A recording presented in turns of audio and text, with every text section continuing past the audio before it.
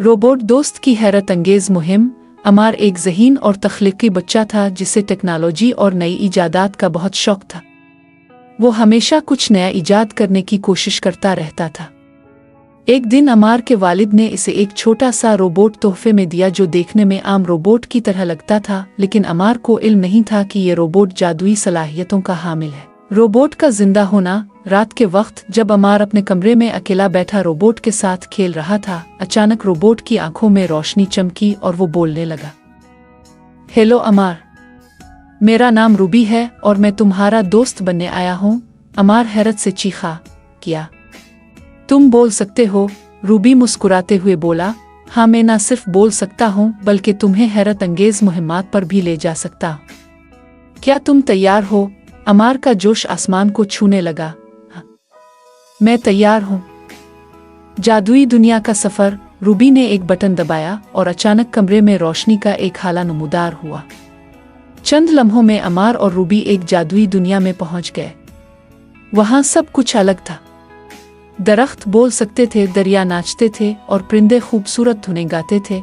अमार हैरान होकर रूबी से बोला, ये जगह कितनी खूबसूरत है। यहाँ हम क्या करने आए हैं? रूबी ने बताया, ये दुनिया मुश्किलात का शिकार है। यहाँ की रोशनी का मंबा एक कीमती जवाहर चोरी हो चुका है। हमें इसे वापस लाना है ताकि ये दुनिया फिर से खूबसूरत हो जाए।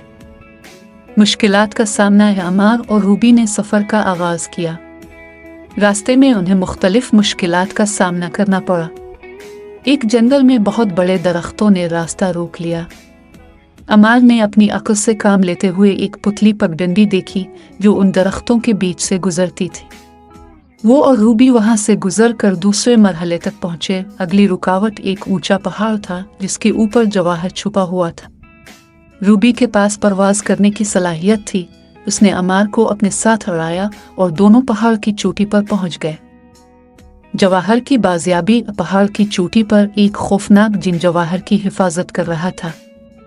अमार ने हिम्मत जमा करके जिन से बात की और कहा, हम यहाँ इस दुनिया की मदद के लिए आए हैं।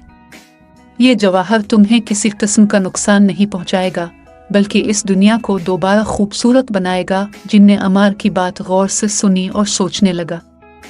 फिर उसने कहा, तुम सच बोलते हो। मैं तुम्हें यह जवाहर दे देता हूँ, लेकिन वदा करो कि उसे नेकी के लिए इस्तेमाल करोगे। अमार ने वदा किया और जिन ने खुशी से जवाहर उन्हें दे दिया। दुनिया में रोशनी की वापसी। जैसे ही अमार और रूबी ने जवाहर को जादुई दुनिया के मरकज में रखा, पूरी दुनिया चमकने लगी।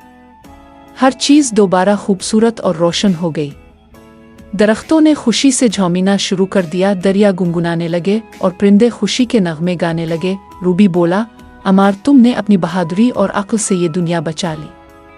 अब वक्त है कि तुम वापस अपने घर जाओ। अंजाम। अमार और रूबी वापस अमार के कमरे में पहुंच गए। अमार ने हैरत से सोचा कि यह सब एक ख्वाब था, हकीकत।